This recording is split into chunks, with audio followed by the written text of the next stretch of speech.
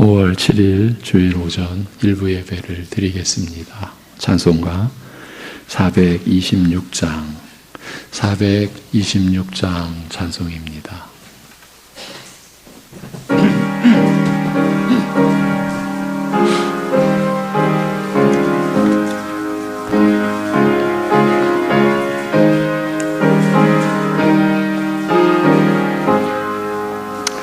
이 죄인을 완전케 하시옵고 내 맘속에 영원히 거하소서. 죄 가운데 빠졌던 몸과 맘을 이 눈보다 더 희게 하옵소서.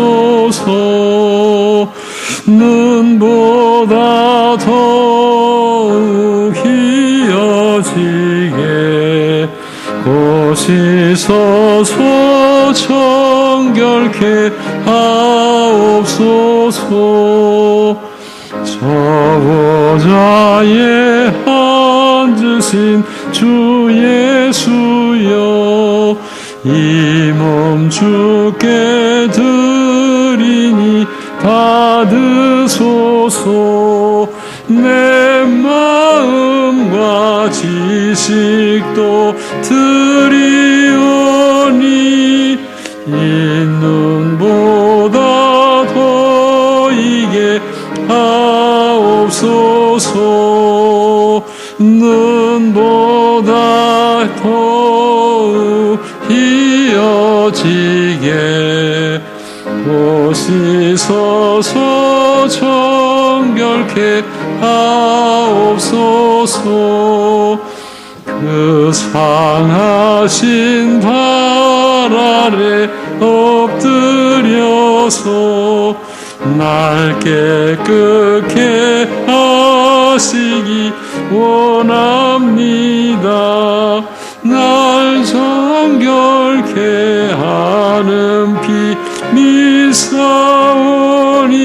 이 눈보다 더 희게 하옵소서. 보다 더욱 희어지게 고시서서 정결케 하옵소서.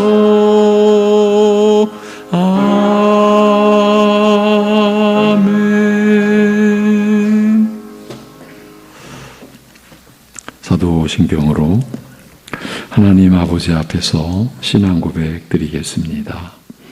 전능하사 천지를 만드신 하나님 아버지를 내가 믿사오며 그 외아들 우리 주 예수 그리스도를 믿사오니 이는 성령으로 잉태하사 동정녀 마리아에게 나시고 본디오 빌라도에게 고난을 받으사 십자가에 못 박혀 죽으시고 장사한 지 사흘 만에 죽은 자 가운데서 다시 살아나시며 하늘에 오르사 전능하신 하나님 우편에 앉아 계시다가 저리로서 산 자와 죽은 자를 심판하러 오시리라.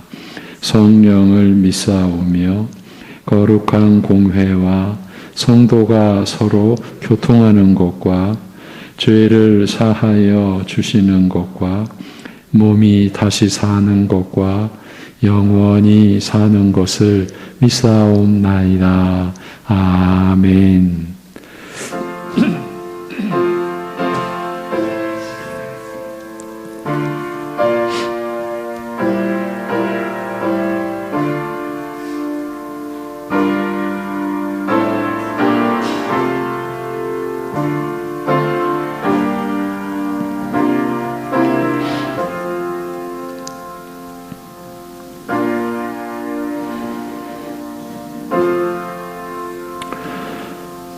그러므로 너희가 그리스도와 함께 다시 살리심을 받았으면 위의 것을 찾으라.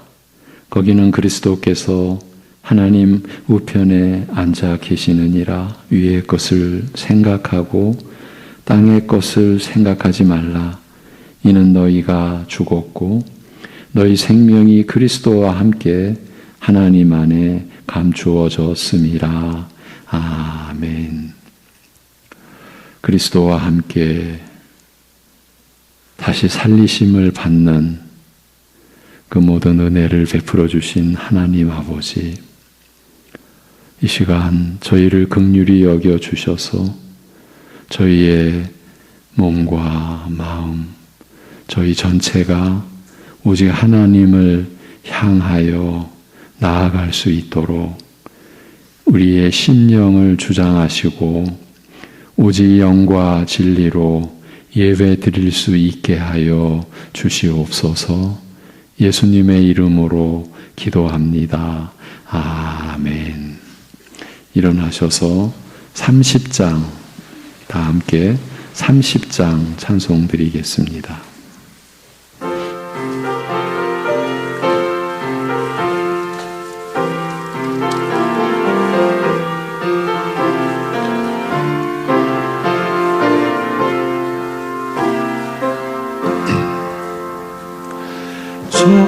전능하고 놀라우신 나의 주님 구세주, 거룩하신 은혜의 왕 주를 경배합니다.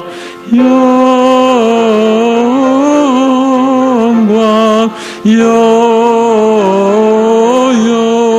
영광 주의 이름 찬양해. 영광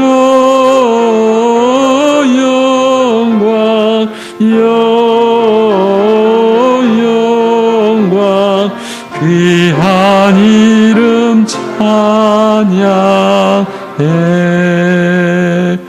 하늘 위에 계신 주님, 참된 빛이 되시니 이 세상의 모든 나라 주께 영광 돌리네. 영광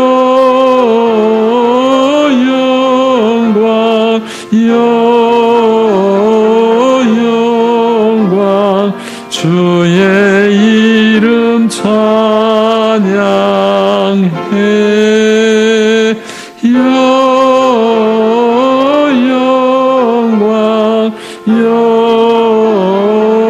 영광 귀한 이름 찬양해.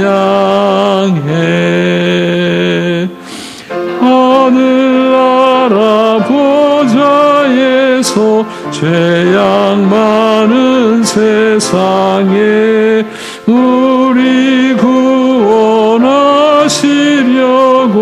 주님 세상 오셨네. 영광 영광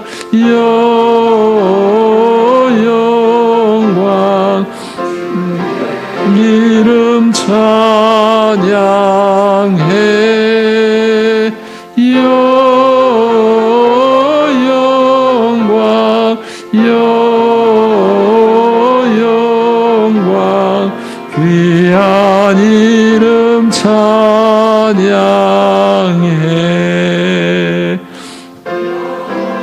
나신 우리 주님 어서 속히 오셔서 주의 모든 성도들을 천국 인도하소서.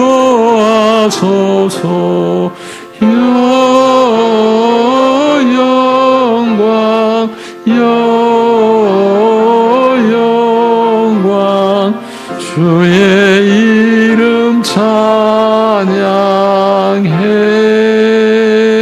영광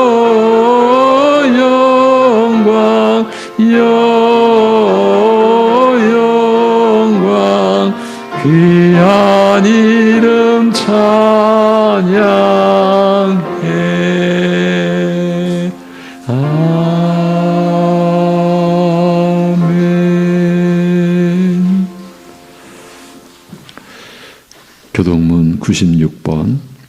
96번 어린이 주일 교동문입니다. 보라, 자식들은 여호와의 기업이요 젊은 자의 자식은 장사의 수중에 화살 같으니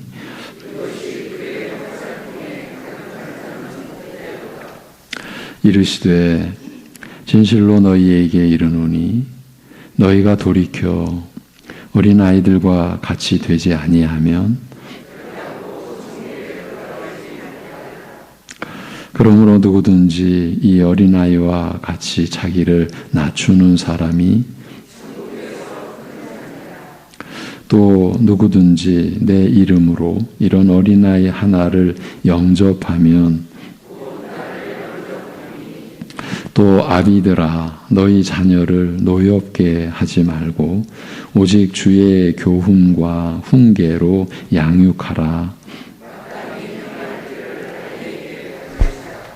그리하면 늙어도 그것을 떠나지 아니하리라. 아멘.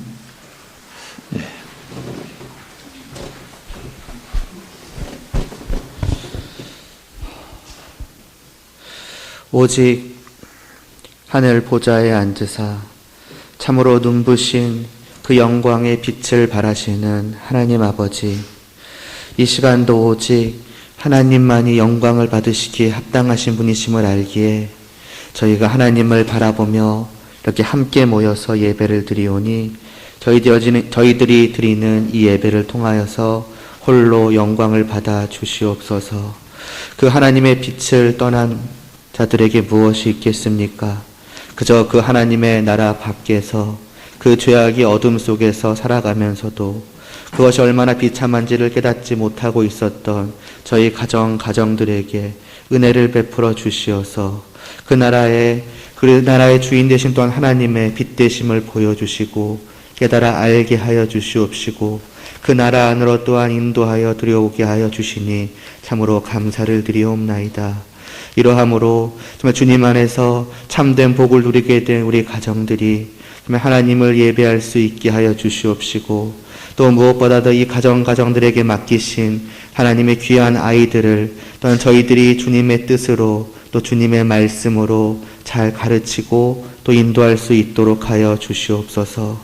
우리가 먼저 정말 하나님과 함께 하는 것이 얼마나 복되고 귀한 것인지를, 그 영광이 하나님을 섬길 수 있다는 것이 얼마나 아름다운 것인지를 참으로 깨달아 아는 자로서의 그 예배드리는 삶을 살아갈 수 있도록 하여 주시옵시고, 그러한 저희들의 모습과 저희들의 그러한 모든 행동과 또 그러한 저희들의 정말 전하는 그 입술의 말들을 통하여서 아이들이 참으로 하나님이 어떠한 분이신지를 깨달아 알고 또 하나님과 함께하는 것이 얼마나 복되다 하는 것인지를 깨달아 알아서 그들 또한 하나님을 나의 하나님으로 또 나의 아버지로 고백할 수 있는 그런 믿음을 가질 수 있도록 주님 은혜를 베풀어 주시옵소서. 이러함으로 온 가정이 함께 하나님을 찬양하며 또 경배하며 또 기뻐할 수 있게 하여 주시옵소서. 이러한 저희들 될 수 있도록 이 시간도 하나님의 말씀을 전하여 주시옵소서. 그 진리의 말씀을 통하여서 저희로 하나님을 더욱더 깊이 깨달아 알게 하여 주시옵시고, 이 하나님께서 우리에게 주시는 그 분명한 뜻이 무엇인지를 밝히 깨달아 알게 하사 오직 그 말씀을 바라보며 그 말씀을 이 마음속에 새기고 또 그 말씀을 따라 살아가기를 또한 기꺼이 또한 즐거이 행하는 저희들 될 수 있도록 은혜를 베풀어 주시사 이 교회, 이 가정들이 날로 정말 주님의 교회요 주님의 가정으로서 더욱더 온전해져 갈 수 있도록 하여 주시옵시고, 그러한 저희의 모두를 통하여서 날마다 매 순간마다 하나님이 더욱더 영광을 받아 주시옵소서. 그러한 저희들이 온 마음으로 다하여 드리는 이 예배를 하나님만이 홀로 받으시기를 간절히 소원하오며 예수님의 이름으로 기도드리옵나이다. 아멘.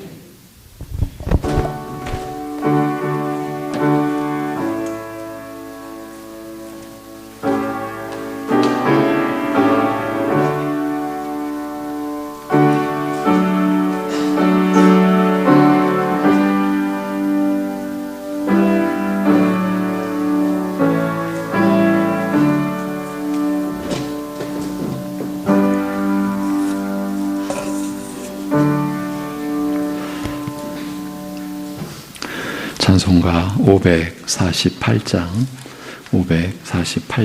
찬송입니다.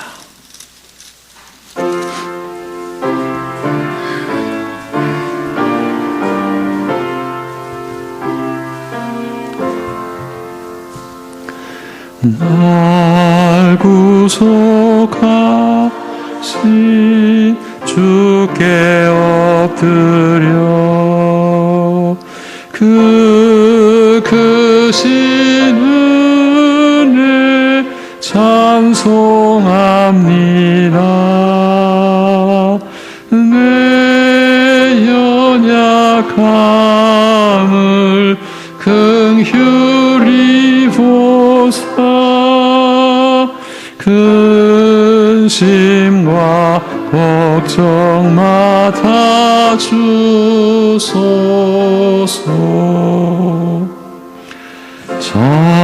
자비와 은혜 충만하신 주 진리로 우리 다스리시네. 우리의 마음 방황할 때에 갈 길을 비춰 인도하소서.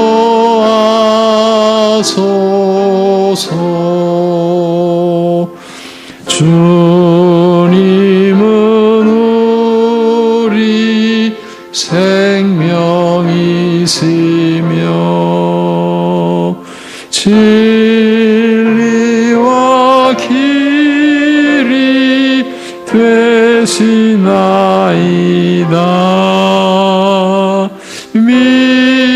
믿음과 소망 항상 주시사 섬기며 봉사하게 하소서.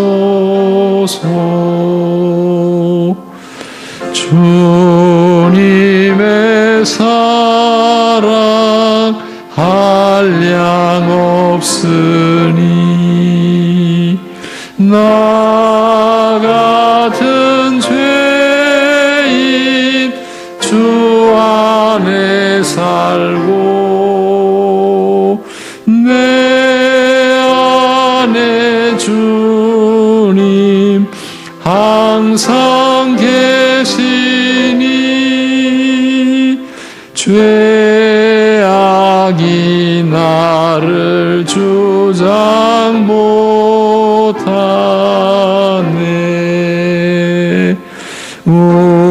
우리가 구원 얻을 때까지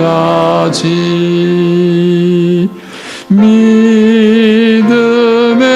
굳게 세워주시고 은혜와 주님이 넘치게 하사 주님 뜻 이루어지게 하소서.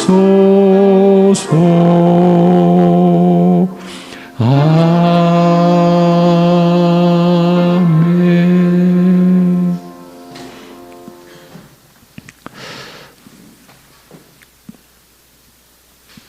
사망의 길뿐인 인생을 생명의 길 가는 영원히 복된 인생 되게 하신 하나님 아버지, 우리에게 육신의 생명을 주신 생애 동안 하나님께서 살아 계시고 우리에게 아들을 내어 주시고 그뿐만이 아니라 우리 안에 성령을 보내주신 이 은혜를 입은 것이 우리에게 있어서 그 어느 것과도 비교될 수 없는 참으로 복되고 그 모든 것이 우리가 하나님의 사랑을 입은 그 결과라는 것을 깨달으며 우리 안에 일어난 이 사실을 믿도록 우리의 마음을 주장하시고 지켜주심에 감사드립니다. 그 마음으로 하나님 앞에 이 시간 봉헌하며 우리의 창조주시오 우리의 구속주 되신 하나님께 11조의 예물과 함께 각자의 처지에서 받고 누리는 은혜를 따라 감사의 마음을 담고 우리 인생의 목표가 오직 주님의 나라에 있음을 고백하며 선교와 건축과 날마다 영육간에 일용할 양식을 베풀어 주심을 감사하여 주일 예물과 성미를 올리는 모든 손길들 붙잡아 주시고 우리가 하나님 앞에 예배를 드리며 봉헌하며 우리의 사랑을 고백할 수 있는 이 모든 것이 우리를 오직 기쁘신 뜻대로 택하시고 부르신 하나님의 은혜와 사랑으로 인한 것이라는 이 사실을 우리 평생 결코 잊지 않고 더 생생하게 깨달아가며 그리하여 죽은 마음이 아니라 살아있는 마음으로 죽은 사랑이 아니라 살아있는 사랑의 관계로 하나님 앞에 나아가는 우리 모두 되게 인도하여 주시옵소서. 하나님 아버지, 보이는 것으로 인생이 이루어지는 것이 아니라 참으로 보이지 아니하시는 하나님의 그 모든 사랑의 손길로 인하여 우리의 삶이 보존되며 향방 없이 우리가 살아가는 것이 아니라 영원한 하나님 나라를 향하여 하나님을 향하여 살아가는 것임을 오늘도 예배드리며 예배를 통해 주시는 말씀으로 다시금 확인케 하여 주시고 깊은 깨달음을 갖게 하여 주시옵시고 우리가 하나님 앞에서 살아가는 것이 어떤 것인지를 또다시 배우고 학습하고 또 우리의 마음에 새기는 그리하여 신령하고 거룩한 이 시간이요 그 시간 안에서 우리에게 주어지는 은혜를 입는 시간 되게 하여 주시옵소서. 예수님의 이름으로 감사하며 기도하옵나이다. 아멘. 베드로전서 2장 13절에서 20절 주를 위하여 순종하되 세 번째 시간을 갖습니다. 베드로전서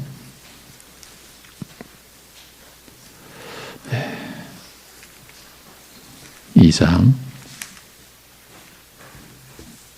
13절에서 20절입니다. 인간의 모든 제도를 주를 위하여 순종하되 혹은 위에 있는 왕이나 혹은 그가 악행하는 자를 징벌하고 선행하는 자를 포상하기 위하여 보낸 총독에게 하라. 그 선행으로 어리석은 사람들의 무식한 말을 막으시는 것이라. 너희는 자유가 있으나 그 자유로 악을 가리는 데 쓰지 말고 오직 하나님의 종과 같이 하라. 무사람을 공경하며 형제를 사랑하며 하나님을 두려워하며 왕을 존대하라. 18절부터 20절은 같이 읽습니다. 사환들아 범사에 두려워함으로 주인들에게 순종하되 선하고 관용하는 자들에게만 아니라 또한 까다로운 자들에게도 그리하라. 부당하게 고난을 받아도 하나님을 생각함으로 슬픔을 참으면 이는 아름다우나 죄가 있어 매를 맞고 참으면 무슨 칭찬이 있으리요. 그러나 선을 행함으로 고난을 받고 참으면 이는 하나님 앞에 아름다우니라. 아멘. 오늘은 본문 중 18절에서 20절까지의 내용을 토대로 해서 말씀을 준비했습니다. 인간의 모든 제도를 주를 위하여 순종하되 혹은 위에 있는 왕이나 이렇게 시작된 내용이 사환들아 범사에 두려워함으로 주인들에게 순종하되 라고까지 이어졌습니다. 지난 주일에는 로마서 13장 1절에 각 사람은 위에 있는 권세들에게 복종하라. 권세는 하나님으로부터 나지 않음이 없나니 모든 권세는 다 하나님께서 정하신 바라는 말씀을 중심으로 이 세상을 살아가는 우리 믿는 자들이 권세에 대하여 가져야 하는 근본 자세에 대해서 나눴습니다.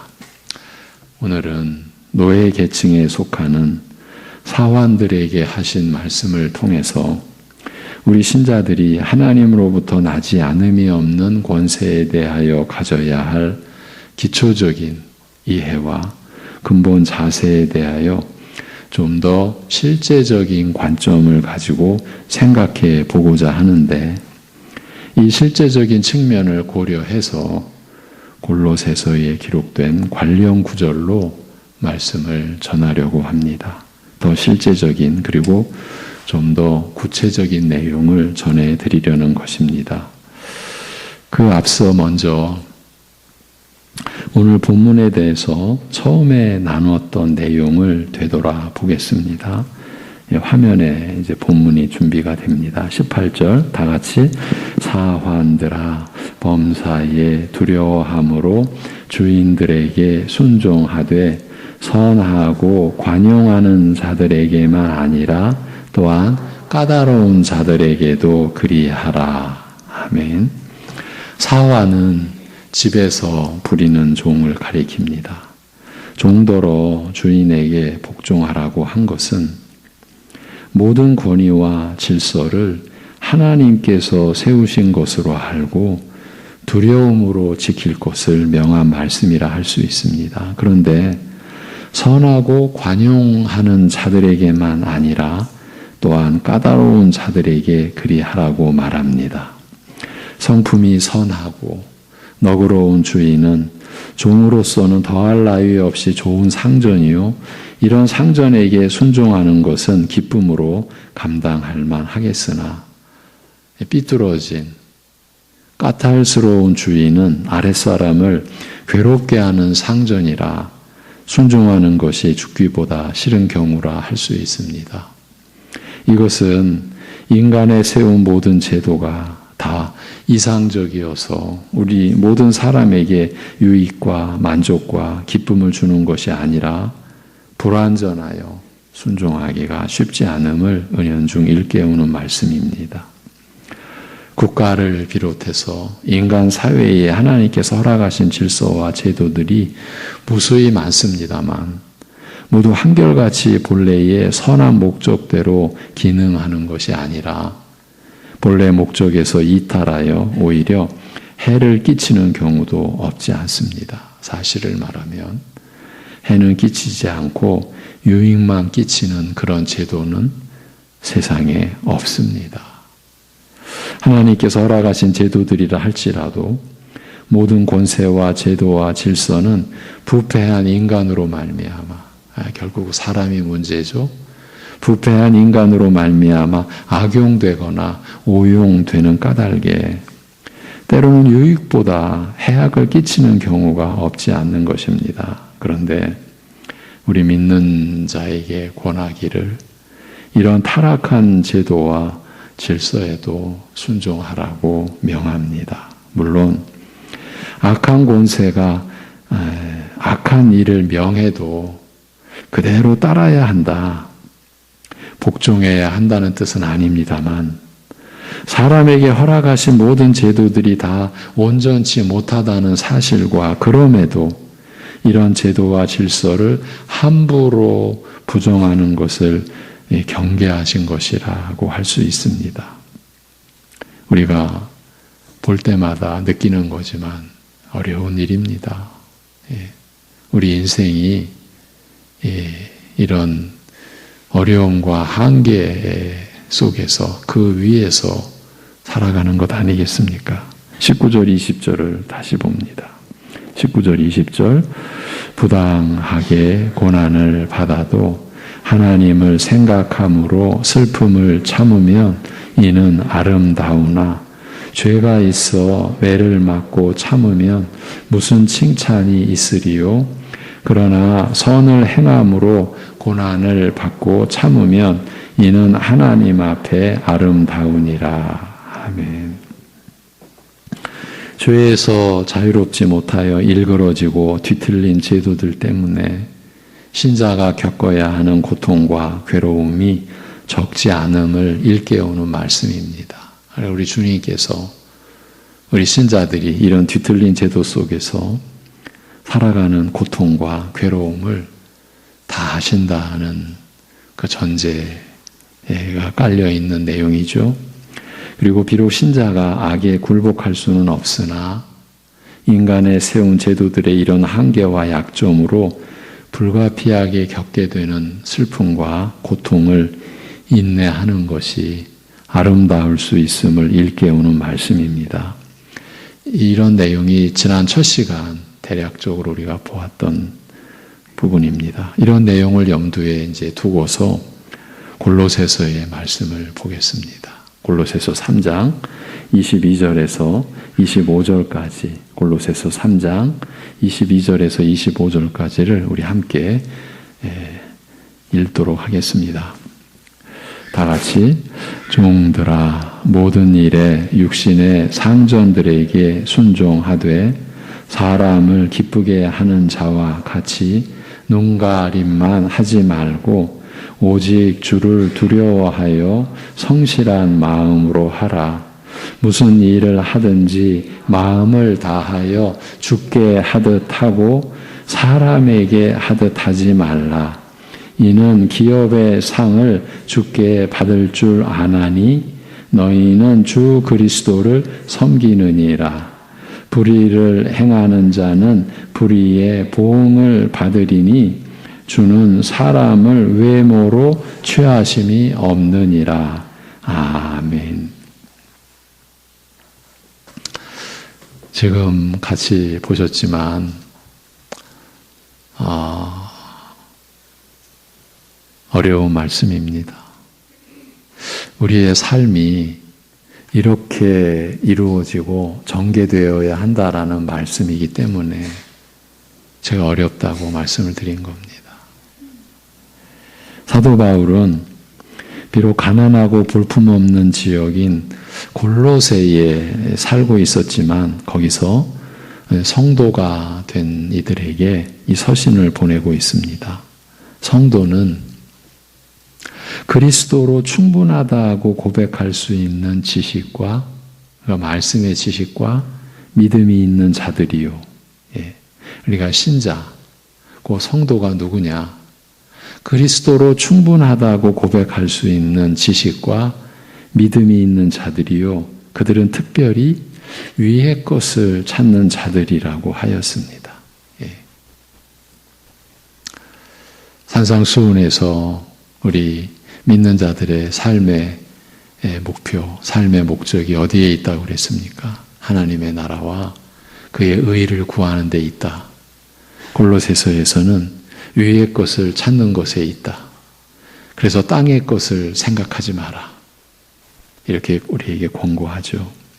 그리고 골로새서 3장 처음부터 위의 것을 찾는 것이 구체적으로 어떤 점을 말하는 것인지, 위의 것을 찾는 삶이 어떤 것인지 하나하나 밝혀오고 있습니다.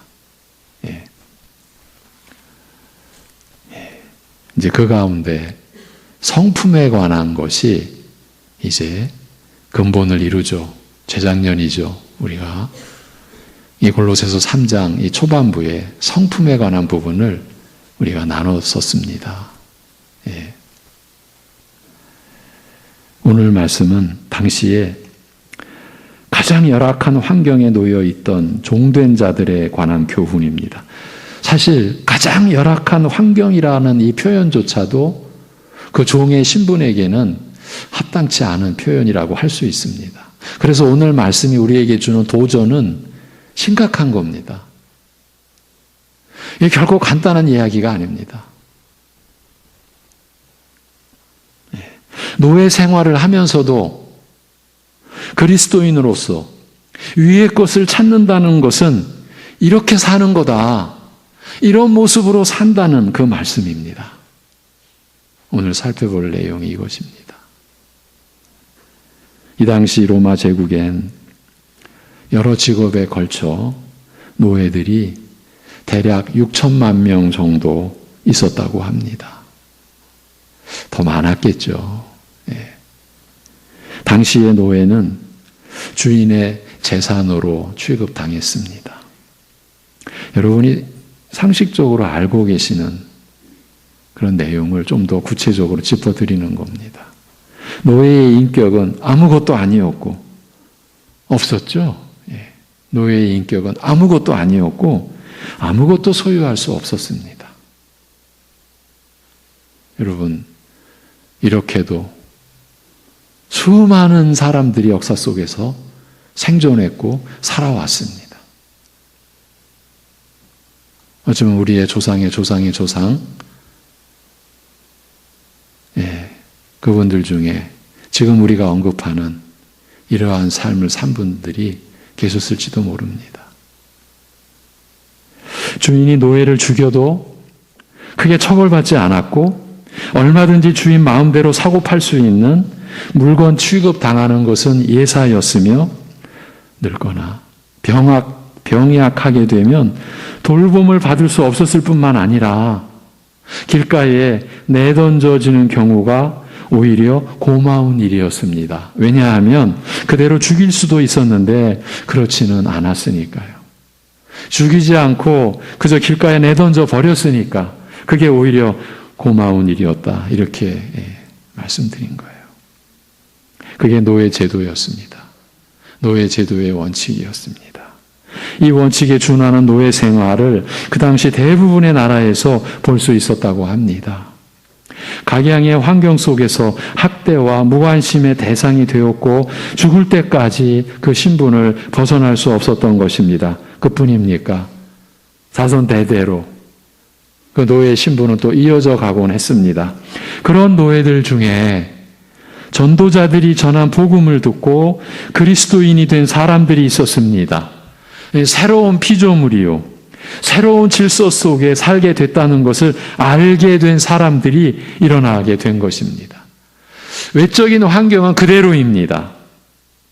그런데 새로운 피조물 된 것을 알고 새로운 질서 속에 살게 됐다는 것을 알게 된 사람들, 이런 노예들이 이교도 주인 밑에서 일하기가 매우 어려웠을 것이라는 사실을 우린 짐작할 수가 있는데, 그런 상황에 교인들을 향해 바울은 주님의 뜻을 전하고 있는 것입니다. 우리가 방금 읽은 골로새서 3장 22절에서 25절의 말씀이 바로 그런 상황에 신자들을 향해 사도가 전한 주님의 뜻, 주님의 말씀입니다.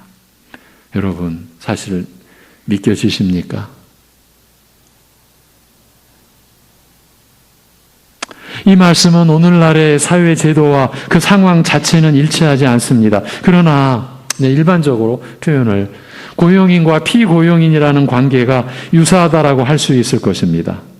이 한문으로 보면은요, 고용인이 이제 사람을 이렇게 쓰는 사람, 또 그렇게 쓰임 받아서 일을 하는 사람, 이게 우리나라 말로는 고용인인데 이게 한문으로는 두 뜻이 다 있어서 그래서 어쩔 수 없이 고용인, 피고용인 오늘 이렇게 표현을 합니다. 그러니까 고용인은 사용자고, 요즘식으로 말해서 피고용인은 이제 그 상점 밑에서 일하는 그런 관계를 그냥 오늘은 고용인, 피고용인 이렇게 표현하겠습니다. 그러니까 지금 말씀이 오늘날의 이 제도와 상황 자체와는 일치하지 않지만 고용인과 피고용인이라는 관계에서는 유사하다라고 할 수 있습니다. 저 천국에는 없는 사람 사이의 계급, 사람이 누구의 주인처럼 굴고 누구는 노예처럼 부림을 받는 이 세상에 한계에 지어진 상황이 여기서 말하는 노예와 주인과의 관계와 비슷합니다. 그래서 이 본문은 일반적으로 우리 성도들이 사회생활할 때, 살아갈 때, 누구에게 고용되었을 때 그때 그리스도인으로서 가져야 할 자세가 무엇인지를 가르쳐 준다고 할 수 있습니다. 그러나 상황이 꼭 그렇지 않다 해도 여기서 말씀하시는 삶의 방식은 우리 모든 성도들이 꼭 귀담아 들어야 할 것들입니다. 그 자체가 우리가 어디를 가든지 잊지 않고 적용해야 할 우리 신자의 일상생활의 원칙인 것입니다. 제가 종종 말씀을 드렸습니다. 우리 신자들의 사회생활에 대해서 특히 에베소서와 골로새서, 베드로전서에서 바로 이 노예제도를 통해서 우리를 가르칩니다. 이 세상에서 그보다 더 아래 계층이 없기 때문이 아니겠습니까? 사도 바울은 이 종들의 자세에 대해 상당히 많은 분량으로 기록해 놓았습니다. 편의상 오늘은 그 요점을 구분해서 생각해 보도록 하겠습니다. 사도는 그리스도인이 피고용인이라는 자리에 있을 때 어떻게 하는 것이 위의 것을 찾는 신자답게 행하는 것인지를 부정적인 면과 긍정적인 면으로 나눠서 언급합니다. 각각 두 가지 원리로 요약할 수 있습니다. 먼저 부정적인 측면으로 시작합니다.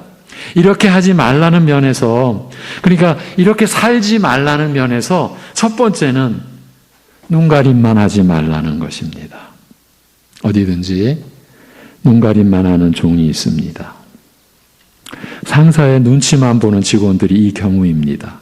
만일 아무도 보는 사람이 없으면 아무 일도 하지 않든지 아니면 최소한의 것만 합니다. 예.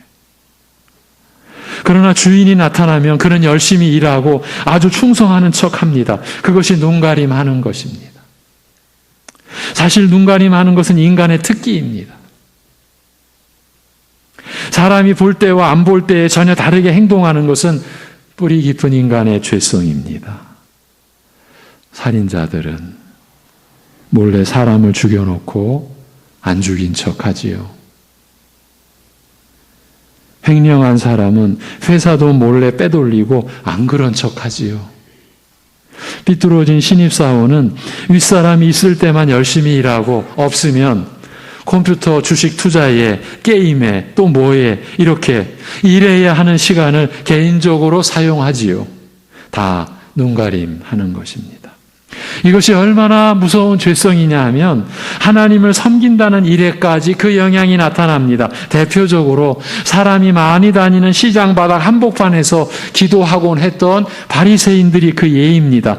기도하는 것을 사람들이 봤으면 한 것입니다. 경건한 사람으로 소문나길 바란 것입니다. 우리에게 이런 성향이 다 있지 않습니까? 예전에 주보에 헌금한 교인의 이름을 내면 헌금이 더 많이 나온다든지 남들이 볼 때만 열심히 하고 착하게 보이려고 하는 것들이 다 그런 것들입니다. 이것은요, 경건을 횡령한 것인데, 그렇죠? 예.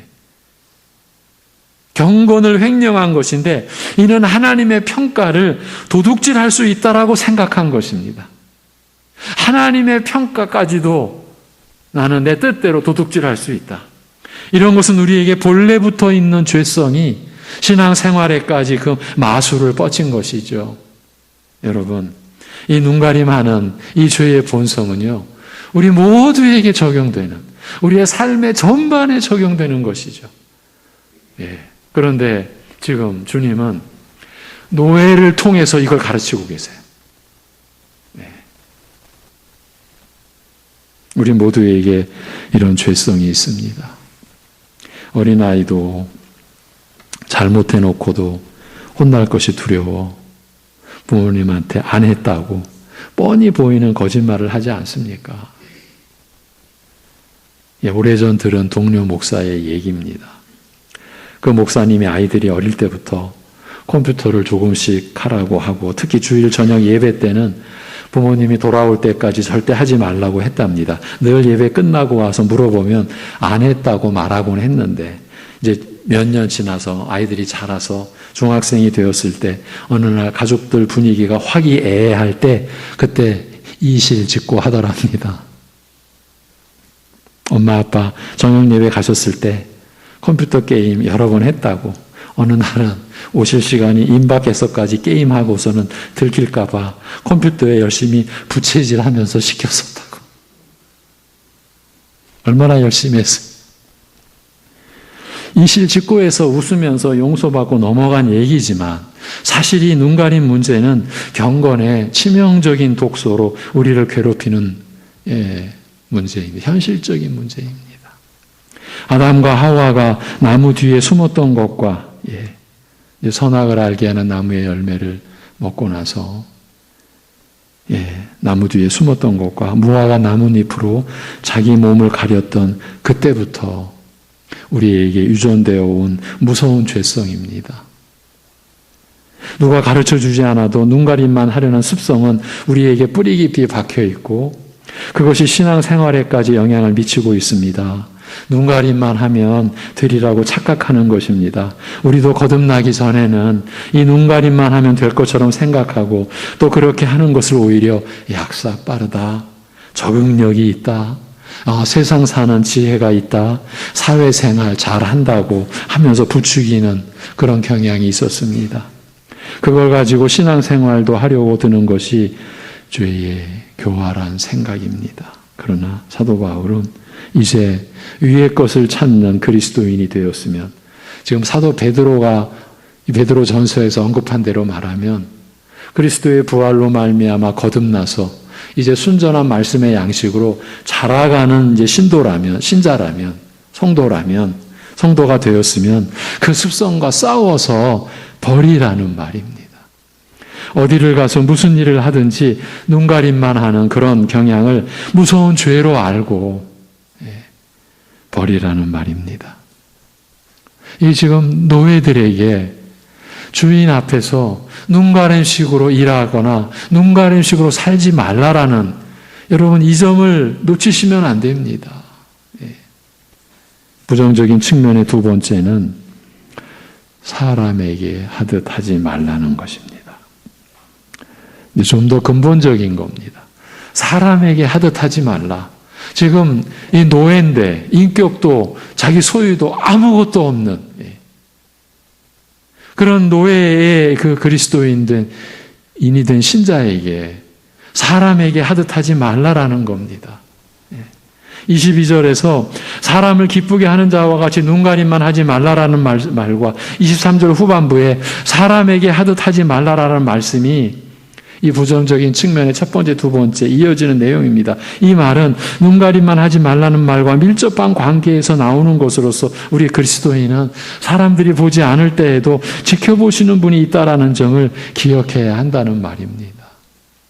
세상 사람들은 알지 못하고 인정하지 않는 사실이 하나 있습니다. 그것은 우리 위에 누가 있든지, 어떤 상전이 있든지 어떤 사람이 있든지 그 위에 하나님이 계시다라는 점입니다. 우리만이, 여러분만이 알고 있는 사실입니다. 그 위에 하나님이 계신다는 사실입니다. 그 점을 인식하지 못함으로, 즉 사람들의 눈이 전부라고 생각하니까 어른이 되어서까지 눈가림만 하는 죄를 오히려 즐겨하는 것입니다. 그러나 우리 그리스도인은 모든 사람 위에 하나님이 계시며 상전이나 종이나 다 하나님의 뜻 안에서 다스림을 받고 있다는 것을 아는 자들입니다. 그러니까 노예들에게 이 말씀을 하는 것은 내가 섬기는 상전도 내 주인도 내 아래에 있다. 하나님께서 지금 이렇게 말씀하시는 거죠.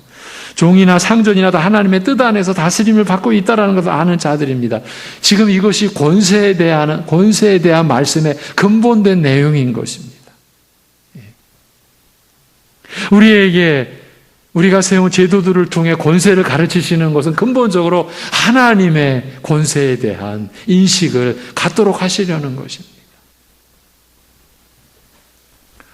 우리가 하나님의 다스림 안에 있다라고 했을 때, 우리가 사실 그런 의식에 충만했을 때 우리가 함부로 말할 수 있겠습니까? 함부로 생각할 수 있겠습니까? 함부로 그 생각과 마음의 것을 행동으로 옮겨낼 수 있겠습니까? 근데 우리는 그렇게 하지 않습니까? 그게 뭘 뜻하는 겁니까? 하나님의 뜻 안에서 다스림 받고 있다라는 그 면에서 너무 연약하다라는 것, 그걸 말해 주는 것 아닙니까? 그걸 아는 자들이므로 우리가 사람들만 전부로 여기는 그런 어리석은 그런 관점, 그런 시각을 이제 버리라, 극복해내라, 그 말씀인 거죠. 사람 위에 하나님이 계시고 사람이 지켜보든지 아니하든지 하나님은 모든 사람을 다 지켜보고 계신다라는 것을 아는 사람답게 행하라는 말입니다.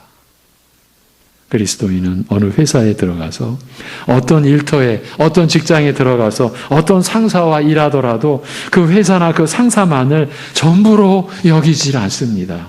그들을 위하고 성실하게 맡은 일을 하되 사람들이 볼 때나 보지 않을 때나 다름이 없이 일하는 사람입니다. 누가 알아주든 알아주지 않든 자기에게 주어진 일, 자기가 해야 할 일을 성실히 하는 것입니다. 사람이 전부가 아니고 하나님이 그 위에 계시다라는 것을 알고 믿기 때문이죠. 모든 피고용인들은 그런 자세로 자기의 일터에서 일해야 한다라는 것입니다. 그런 것이 위의 것을 찾는 신자가 거듭나서 성장해가는 그리스도인들이 가지는 자세요. 그것을 신앙생활이라고 하는 거예요. 예. 여기서 곧바로 긍정적인 면으로 이어집니다. 이것도 편의상 둘로 나눌 수 있습니다. 첫째는 주를 두려워하여 성실한 마음으로 하라는 것입니다. 그리스도인은 자기 일을 할 때 사람에게 보이려고 하는 것이 아닙니다. 사람을 기쁘게 하는 것으로 끝나는 것도 아니고 또 사람을 두려워해서 하는 것도 아닙니다. 노예에게 있어서 주인이 포악한 이교도라면 그가 어떻게 할까 두려워서 주인의 눈치만 보려고 하는 것이 자연적일 것입니다. 자연스러운 그런 모습일 것입니다. 주인을 두려워하고 상사가 무서워서 꼼짝 못하고 끌려가는 경우가 많습니다. 예. 여러분, 이 사람들의 이 존재는 우리가 안다라고 말할 수가 없어요. 참 이 시대에 사라져야 될 표현 중에 앵벌이라고 하는 표현이 있죠. 어린아이들을 사로잡아서 자기들 노예로 삼는 이 현대판 노예제도가 앵벌이죠. 그 아이들이 시장판에서 전철에서 어디에서 막 돌아다니면서 구걸해가지고 자기들을 사로잡고 있는 그 어른들에게 갖다 바친다고 하잖아요. 그 아이들이 왜 그렇게 끌려다닙니까? 두려움. 우리는 이해가 안 되죠. 앵벌이를 경험하지 못한 사람들은 아니 어떻길래 그런 두려움에 사로잡혀 있는 거예요. 그게 현실이에요. 예. 여러분, 세뇌한다라고 하는 것이 실제로 일어나는 일이에요. 세뇌되어 살아가는 거예요.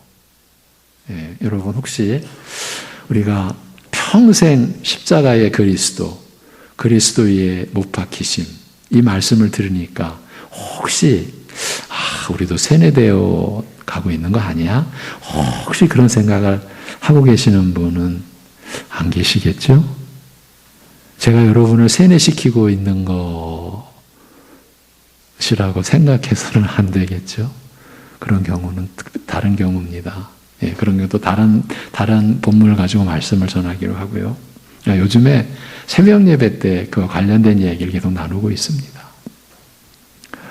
자, 그러니까 상사가 무서워서 꼼짝 못하고 끌려가는 경우가 많다라는 거예요. 앵벌이까지 가지 않더라도. 네. 그렇지 않으면 사람의 눈만 피하면 된다고 또 생각하기 쉽습니다. 그러니까 걸리지만 않으면 된다는 생각으로 인해 이 사회가 심각하게 부패해 있지 않습니까?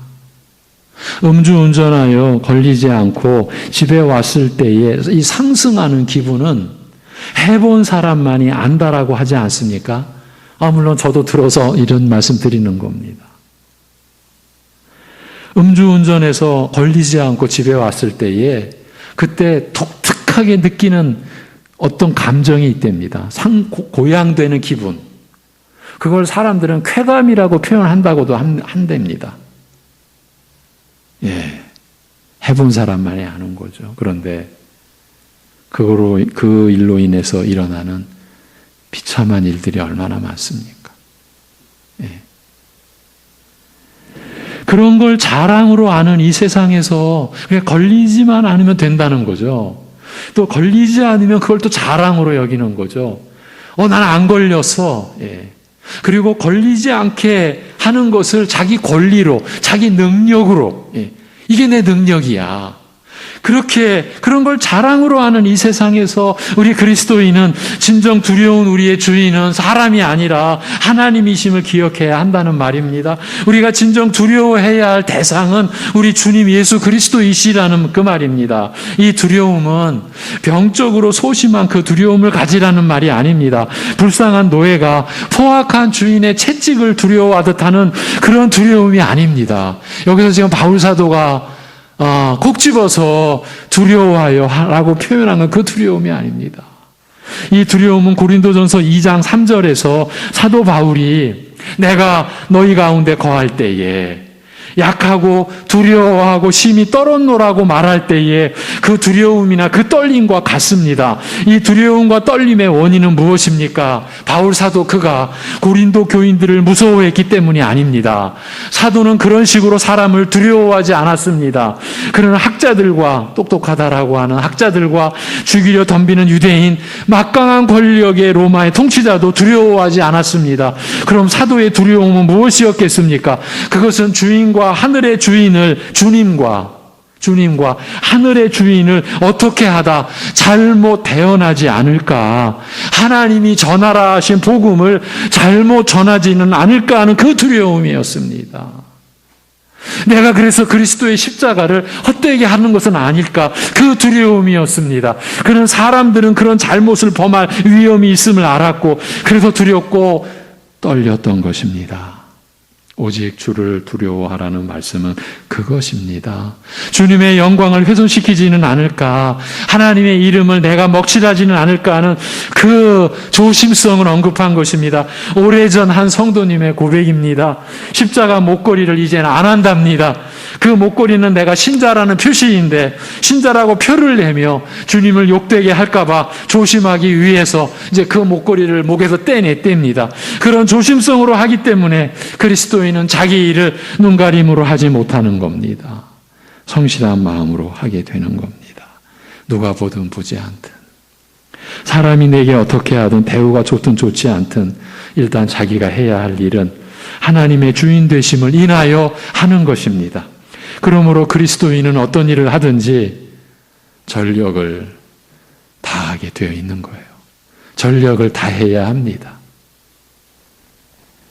언제나 부지런해야 하고, 언제나 신실하고, 언제나 믿을만 하고, 언제나 사랑할 만 해야 합니다.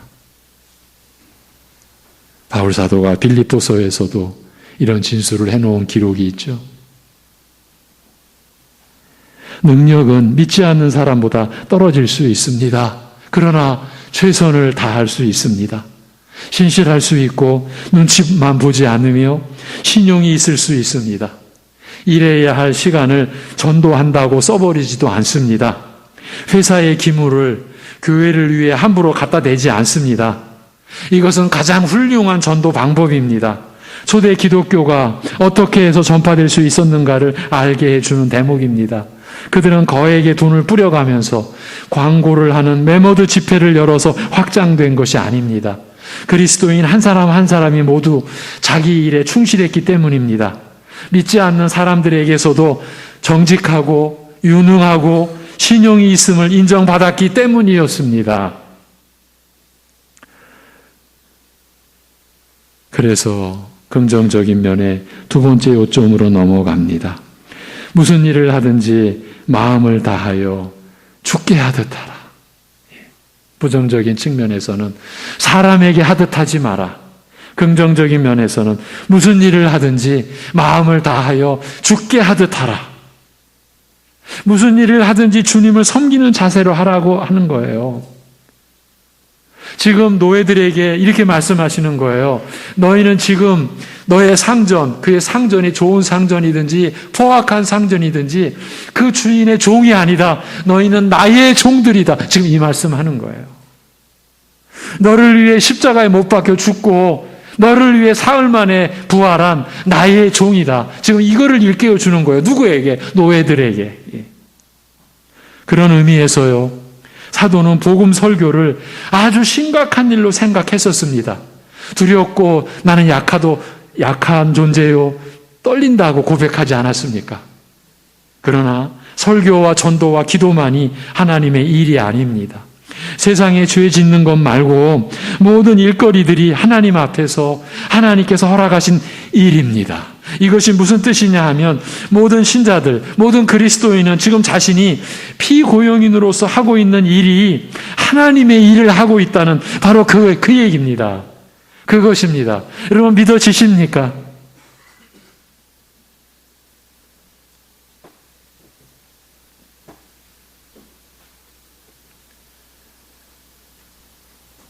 사실은요, 교회 안에서조차도 이런 개념이 명확하지를 않습니다. 아니, 어떤 일이 최고야, 이런 의식이 교회 안에도 있습니다. 여러분, 제가 얼마나 그런 점에서 조심을 해왔는지 혹시 느껴지십니까? 여러분 한 분 한 분의 인생과 삶을 존중해야 하는 제 입장에서 여러분이 하고 있는 어떤 일은 좀 그런 일이지, 어떤 일은 귀한 일이지, 제가 그런 표현, 그런 생각 얼마나 조심하고, 왜? 여러분 한 분 한 분이 하나님의 형상이시요, 여러분 한 분 한 분이 하나님의 택하신 하나님의 백성들이요, 하나님의 자녀이시고, 그래서 여러분이 하는 일이 죄 짓는 일이 아니라면 그것이 하나님의 일이라는 것을 말씀으로 알고 있는 제가 누구의 일은 귀하고 누구의 일은 안 귀하고 그럴 수가 있겠냐고요.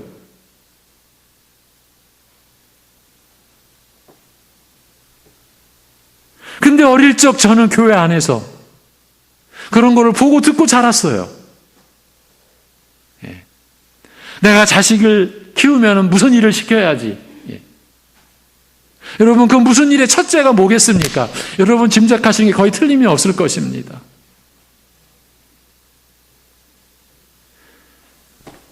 그러니까 우리는 하나님 앞에서, 죄송합니다, 제 멋대로 생각들을 잘해요. 그리고 그것을 굳건하게 붙들고 살아요. 하나님의 말씀이 뚫고 들어갈 틈이 없어요. 그 신념이 너무 굳건해서. 여러분, 유대인들이, 이스라엘 사람들이 주님께, 예수님께 들은 말씀 중에 가장 저들에게 있어서 뼈아픈 말이 어떤 말이 있겠습니까? 내 말이 너희 속에 거할 곳이 없도다. 여러분, 우리는 지금 하나님의 말씀을 듣고 있습니다. 근데 이 말씀이 우리 속에 들어올 틈이 없다라고 하면 어떻게 되겠습니까?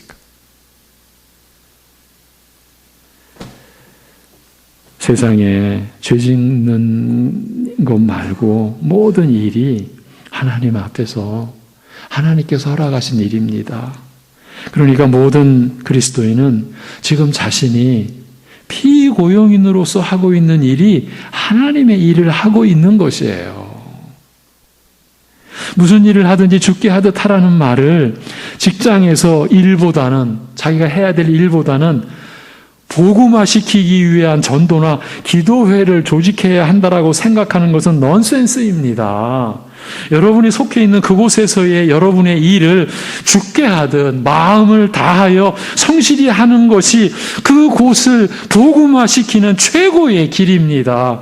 상사나 동료들로부터 기독교가 이 직원에게 성실과 진실 면에서 이렇게 긍정적인 영향을 끼친다면 이야말로 참된 종교임이 틀림없다라고 생각하게 하는 것이 최고의 전도인 것입니다. 그러니 자기가 맡은 일이 어떤 일이든지 주님이 눈앞에 계신 것처럼 성실하게 하라는 말입니다. 이 말씀을 지금 노예들에게 하고 계시는 거예요. 아무것도 없어요. 자기 인격도 없어요. 자기 소유가 아무것도 없어요. 그런 노예들에게 이렇게 살라, 이렇게 일하라고 하시는 거예요. 그래서 제가 초두에 오늘 말씀은 심각합니다. 어렵습니다. 그야말로 도전적입니다.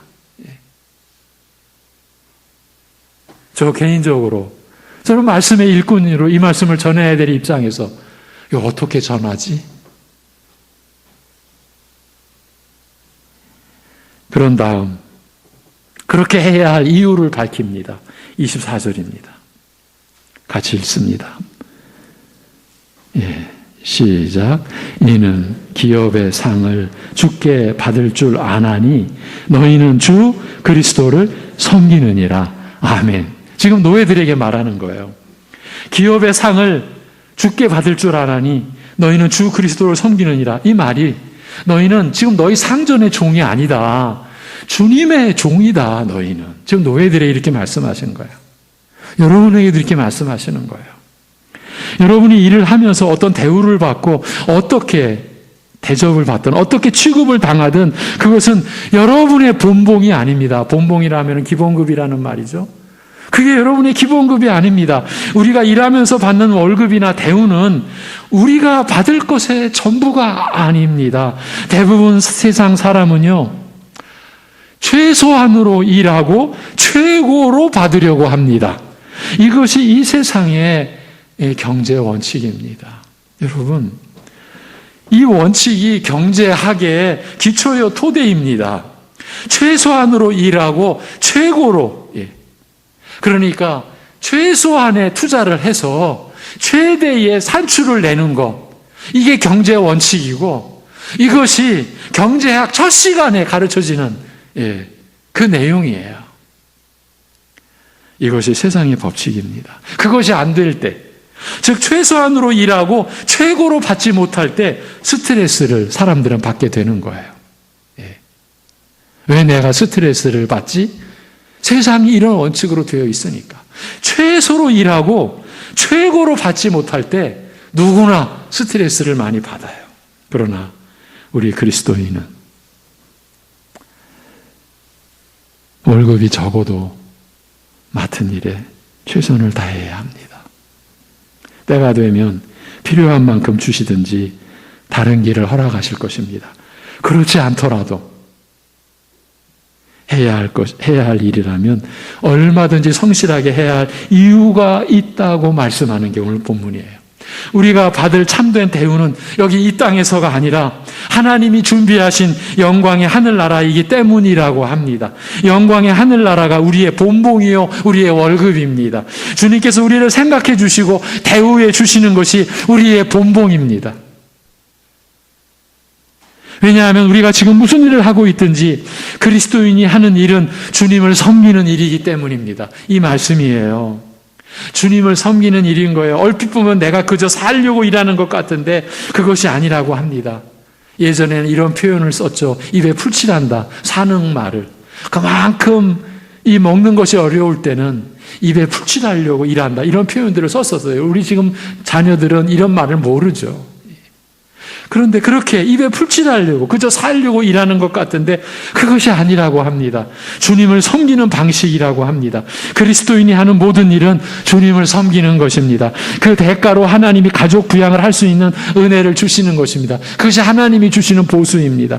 우리는 일에 대한 생각이 세상 사람들과 전혀 다른 사람들입니다. 그들처럼 꼭 돈을 위해서, 그것도 많은 돈을 위해서만 일하지 않습니다. 주님을 섬기는 방식으로 일합니다. 직장 일만, 일터에서의 일만 말하는 것이 아닙니다. 모든 역할을 말합니다. 가정주부의 일에 충실한 것도 주님을 섬기는 방편입니다. 이 경제학에서요, 난제가 하나 있습니다. 난제. 어느 나라나 이 경제학에서의 난제 중에 하나가 가정주부의 노동력을 어떻게 환산할 것인가.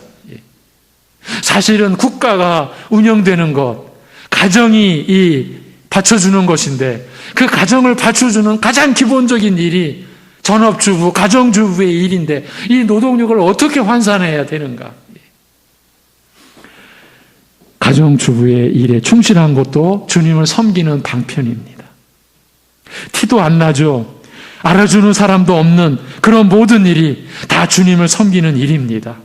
여러분, 가정주부가 일을 소홀히 한다라고 생각해 보십시오. 예. 집안이 뭐가 됩니까? 예. 이게 얼마나 중요한 일입니까? 그런데 사실은 티가 안 나는 일, 해도 예. 알아주는 사람도 없죠. 그렇죠? 근데 이게 다 주님을 섬기는 일이에요. 아내 역할, 남편 역할, 부모 역할, 자녀 역할 등이 다 마찬가지입니다. 우리가 하는 모든 일은 주님을 섬기는 방식의 그 하나하나입니다. 그리고 하늘의 유업이 우리의 보상입니다. 예. 그게 우리의 본봉인 거예요. 우리 신자들의.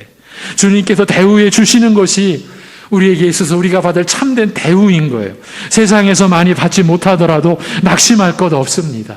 바울 사도는 우리가 받는 본봉이 얼마이든지 그것에 크게 연연해야 할 필요가 없다라고 합니다. 하나님이 준비하신 그의 나라의 상속자라는 월급 명세서가 지불될 것을 기억하라.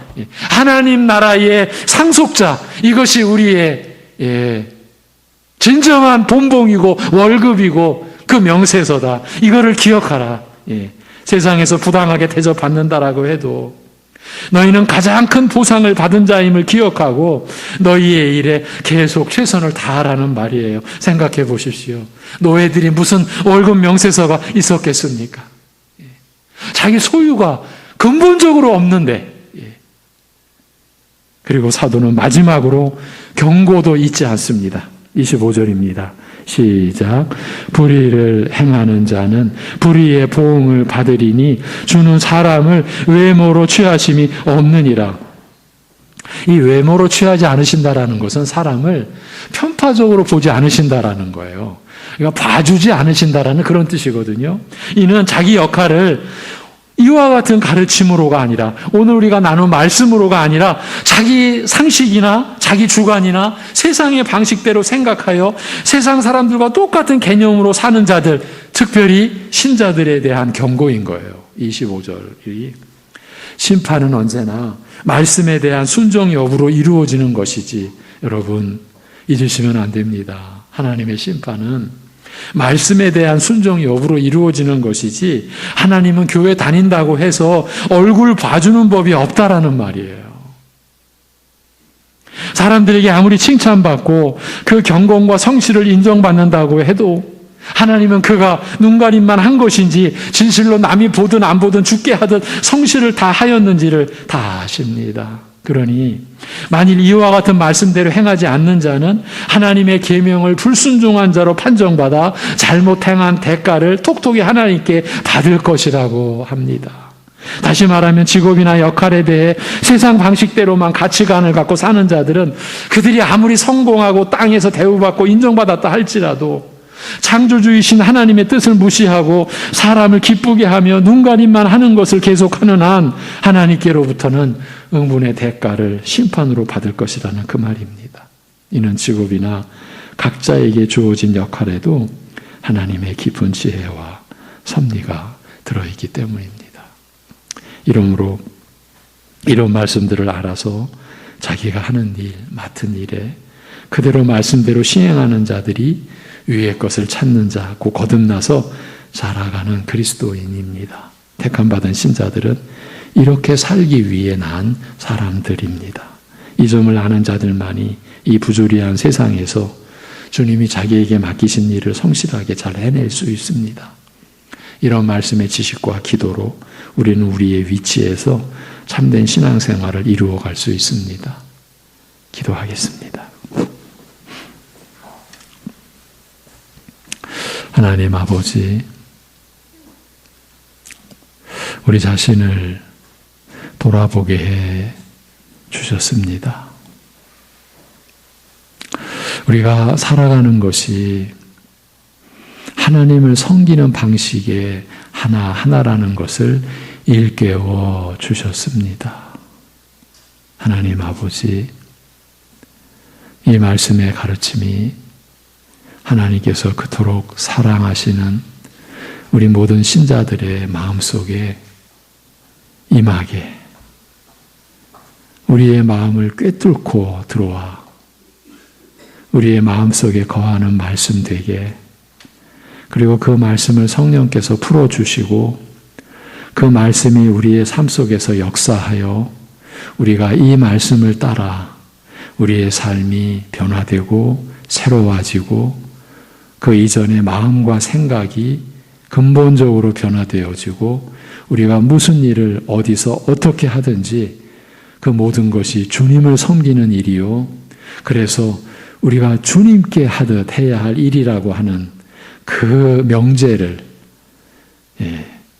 바로 우리가 받고 그래서 그렇게 우리가 하나님을 섬기는 그 중심으로 평생을 살아갈 수 있게 하여 주옵시고 그러기에 우리가 아무리 사람들이 보기에 하찮은 일로 보이는 일이다 할지라도 하나님을 섬기도록 허락받은 그 일을 우리가 감사함으로 기쁨으로 할 수 있는 그런 마음으로 살아갈 수 있게 하여 주시옵시고 그래서 우리에게 하루하루가 늘 새롭게 하나님을 섬기는 주님을 섬기는 매일매일 새로운 우리가 하루하루를 기쁘게 살아갈 수 있게 인도하여 주시옵소서.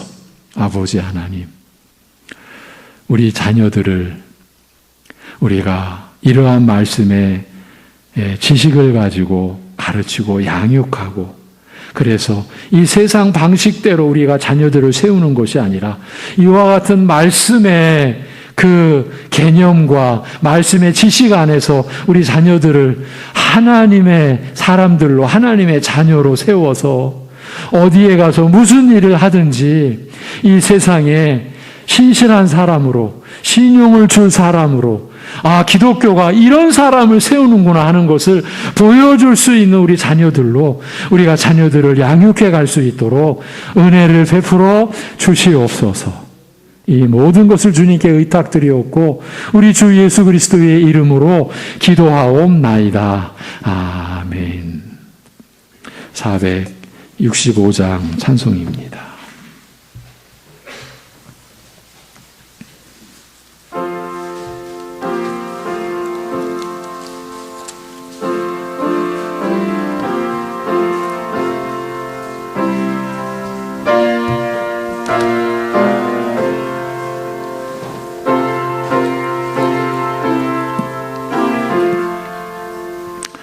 주 믿는 나 위에 진실하고 날 보는 자 위에서 정결코 담대하여 이 세상 환난 중에 나 영광이 늘 승리하리라. 나 영광이 늘 승리하리라. 저 원수도 내 참된 친구 삼고 남 주면서 행한 일 잊으리.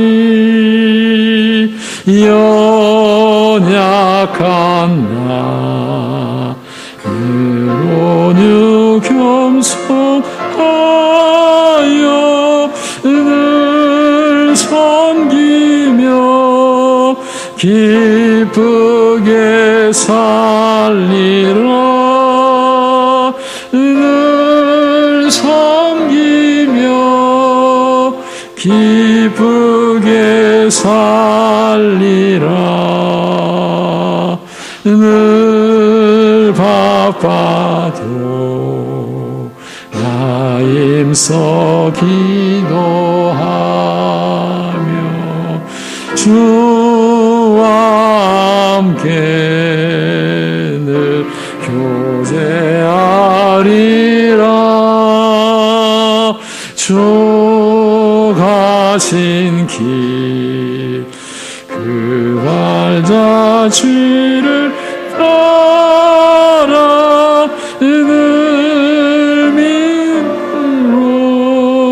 늘 살게 하소서. 믿음으로 늘 살게 하소서. 아멘.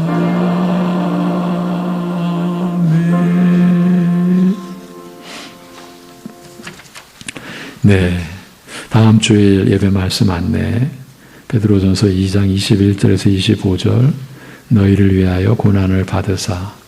제가 이렇게 여러분에게 제시를 해드리고도 또 이게 바뀌곤 하는 것 양해해 주시기 바랍니다. 제가 이 전 본문의 세 번째 시간을 마치고 넘어가려고 하는데 또 네 번째 할 수도 있는 거 제가 미리 좀 양해를 구합니다. 아래에 보면 우리 지난주에 장로 한수 집사 권사 피택을 위한 공동회의를 가졌고 그 결과를 이제 공지해 드립니다. 김기현 안수 집사, 지명 안수 집사 두 분께서 장로로 피택되셨고요.